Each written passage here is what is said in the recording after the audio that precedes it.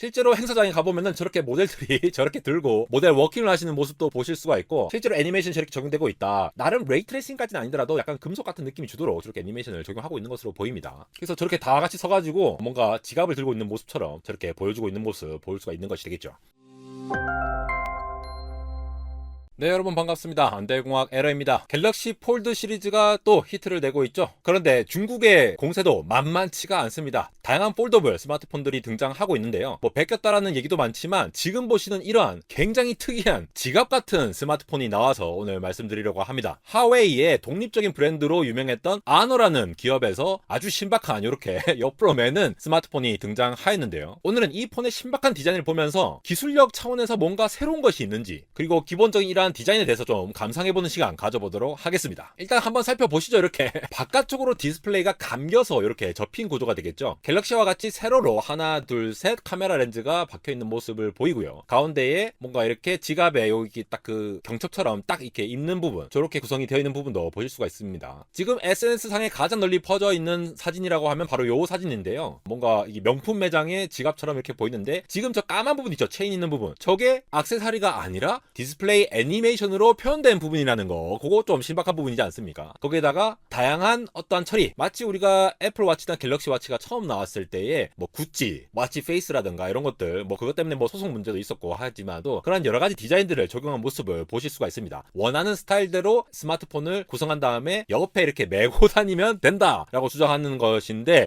실제로 이게 실용성이 있는지, 실제로 이렇게 메고 다니실 분이 있는지는 잘 모르겠지만 디자인 측면에서 뭔가 스마트폰을 새롭게 해석한 부분이 있겠죠. 하나하나 자세히 살펴보면 이렇게 뭔가 징이 박힌 구조도 있을 수가 있고, 이게 실제로 디자인 측면에서 이게 보여지는 장면이 뭐 레이트레이싱까지 적용돼가지고 뭐 이렇게 사실적으로 표현됐는지는 아직은 잘 모르겠습니다. 뭐 그 정도까지는 사실 안 되었을 거라고 봐요. 왜냐하면은 디스플레이에 대기하면서 이러한 것을 표현해야 되는데, 뭐 레이트레이싱까지 돌려가면서 배터리를 소모하면은 정말 예쁜 쓰레기가 되어버릴 수밖에 없기 때문에 그렇게 되지는 않았을 것으로 보이고요. 다만 어느 정도 사실감 있게 멀리서 봤을 때에 이러한 느낌을 준다라는 컨셉으로 접근을 한 것이 아닌가 싶습니다. 지금 보시는 이러한 것도 이렇게 표현되어 있는 부분도 있죠. 모델이 이렇게 딱 멋있게 서가지고 이렇게 들고 있습니다. 멀리서 보면 진짜 약간 지갑 같아요. 근데 제가 좀 재밌다고 생각한 부분이, 저렇게 모델이 서 있을 수가 있죠. 근데 일반 사람들은 저걸 이렇게 들고 뭐 버스를 기다리면서, 지하철을 기다리면서 저렇게 서 있지 않잖아요. 그리고 지갑이라고 한다면은 기본적으로 지갑의 실용성이 담보가 돼야 되는데, 이건 그냥 지갑처럼 보일 뿐 실제 지갑으로서 활용될 수 있는 여지는 정말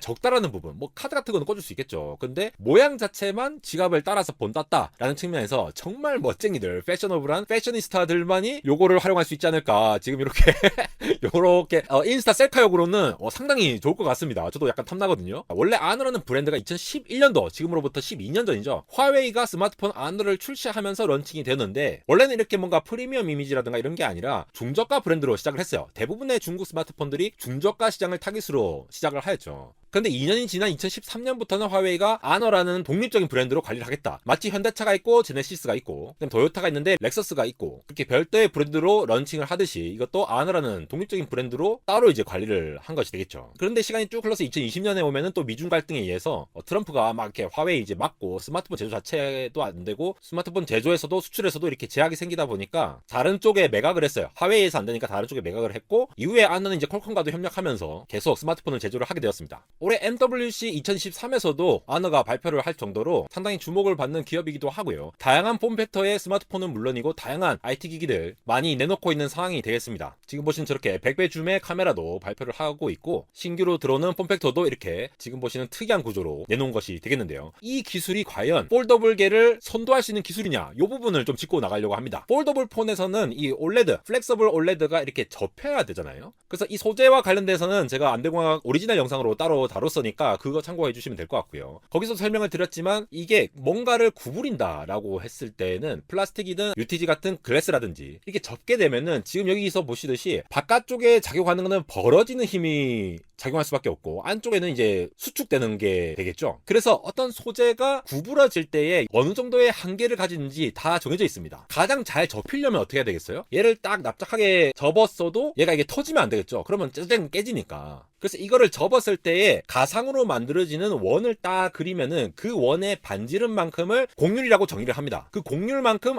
이 소재는 구부러질 수 있구나 라고 얘기를 하는 것인데요. 지금 보신 거는 삼성 디스플레이에서 갖고 온 자료인데 플렉서블 디스플레이에도 인폴딩 방식과 아웃폴딩 방식이 있다는 거죠. 그러니까 인폴딩 방식은 지금 갤럭시 폴드 플립 시리즈 그러한 방식들을 생각하시면 돼요. 디스플레이가 안쪽으로, 그러니까 안쪽 면에 있는 거예요. 접는 상태에서 벌어지면은 이렇게 나오는 구조가 되는 것이고, 아웃폴딩 방식은 지금 아너에서 내놓은 이게 바깥쪽으로 디스플레이가 있는 구조를 말하는 겁니다. 그럼 이 둘 중에 쉬운 게 어떤 걸까요? 바로 아웃폴딩 방식이 훨씬 더 기술적으로 난이도가 낮습니다. 왜냐? 방금 말씀드린 여기 가상의 원으로 봤을 때 이 곡률, 바깥쪽으로 디스플레이를 이렇게 감아버리면은 이게 바깥쪽으로 훨씬 더 곡률이 크겠죠. 그러니까 더 많이 이렇게 막 눌러서 딱 붙일 필요가 없다라는 게 되겠습니다. 그렇기 때문에 초기에 폴더블 디스플레이 시장에서 프로토타입으로 보인 것들을 보면은 이렇게 바깥쪽으로 감는 걸 많이 보여줬어요. 이 바깥쪽으로 봤을 때 이게 훨씬 더 두꺼워 보이지 않습니까? 이 디스플레이의 곡률을 훨씬 더 크게 사용하기 위해서 바깥쪽으로 감아서 중국에서도 그런 식으로 많이 내놨거든요. 그러나 삼성 같은 경우에는 UTG 울트라 틴 글래스라는 아주 얇은 글래스를 만들어서 훨씬 더 납작하게 딱 붙을 수 있도록 그렇게 설계를 했죠. 말 그대로 유리 자체를 엄청 얇게 만들어서 이렇게 구부러진다 하더라도 곡률이 충분히 작을 수 있게끔, 그러니까 접었을 때 별로 티가 안 날 정도로 접을 수 있게끔 만든 게 UTG라고 보시면 될 것 같고요. 그런데 갤럭시 폴드 5 시리즈로 오면서 이게 다시 물방울 힌지로 바뀌었습니다. 왜 물방울 힌지로 왔냐? UTG로서 그냥 접으면은 어느 정도 약간 이렇게 틈이 생겼잖아요. 아무리 곡률을 작게 만든다 하더라도 그게 쉽지가 않았던 거죠. 그런데 다시 물방울 힌지로 간다라는 말은 저 안쪽에 곡률이 큰 반지름을 가진 그러한 물방울 모양의 소재로서 곡률을 충분히 확보를 해서 실제로 디스플레이가 딱 접히는 저 부분만큼은 완전히 납작하게 느껴지게끔 사용자한테 한다는 거죠. 요거의 단점은 물방울 힌지가 방수 방지에 좀 취약한 그런 구조적 특성이 있는데 요거를 해결하고 나온 것이 이번에 나온 플립 5 시리즈가 되겠죠. 원래 삼성에서 UTG를 적용해서 아주 얍실하게 딱 맞아떨어져서 나온 형태로 설계를 한 뒤에 하이더웨이 힌지를 넣어가지고 방수에도 강하도록 설계가 된 폴더블 폼팩트에서는 아주 리딩하는 형태였습니다. 반면에 중국의 대부분 기업들, 지금 보시는 오포 같은 기업들도 죄다 물방울 힌지를 한 이유가 이 곡률에 대한 문제를 해결할 수 없었기 때문이에요.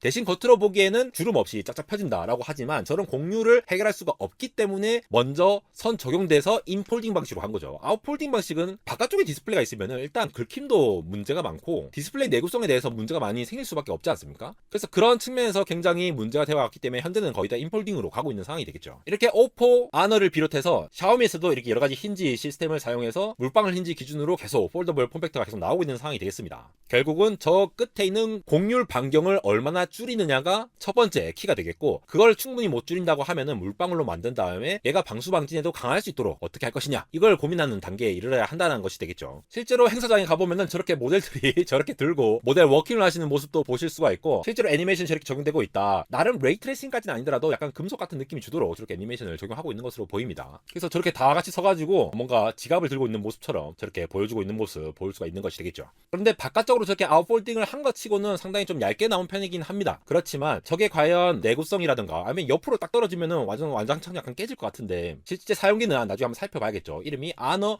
V 펄스입니다. 그래서 쫙 펼쳤을 때 화면을 충분히 넓게 쓸 수 있다라는 그런 강점을 그대로 가져가면서 아웃폴딩 방식으로 테두리 자체의 곡률 반경을 그대로 원을 그대로 가져가는 아주 이제 매끈한 구조를 가지고 있다고 보시면 될 것 같고요. 아무리 지갑이라고, 이름 자체가 지갑이라고 하지만 지갑의 형태가 되기는 좀 쉽지 않은, 오히려 뭐 이제 겉에 이제 케이스를 씌워가지고 지갑을 쓰거나 라는 형태가 돼야 되는데, 케이스를 씌우게 되면 또 디스플레이가 안 보니까 저 효용성이 있겠냐, 뭐 약간 여러 가지 좀 특이한 제품은 맞는 것 같습니다. 네, 이렇게 오늘 아너사에서 발표한 V펄스라는 제품을 가지고 폴더블의 인폴딩 방식과 아웃폴딩 방식을 한번 짚어보는 시간 가졌는데요. 사실 다양한 부분에서 차별화를 하려고 하다 보니까 굉장히 신박한 제품들이 많이 나오고 있는 것 같습니다. 제품에 대한 여러 가지 장단점이 있겠지만 앞으로 이게 디자인적인 요소에서도 굉장히 도전적으로 시도를 한 형태가 아닐까 하고요. 한편으로는 아직까지 중국의 폴더블 기술이 아웃폴딩에 대한 사용처를 좀 더 찾아가지고 기술 난이도는 좀 쉽게 만들면서 새로운 돌파구를 찾으려고 하는 그러한 접근이 아닌가 싶습니다. 이렇게 신박한 아너의 스마트폰 제품을 소개해드리면서 폴더블 디스플레이의 접는 방식에 따른 설계 난이도를 설명드리고 있는 안대공학 에러였습니다.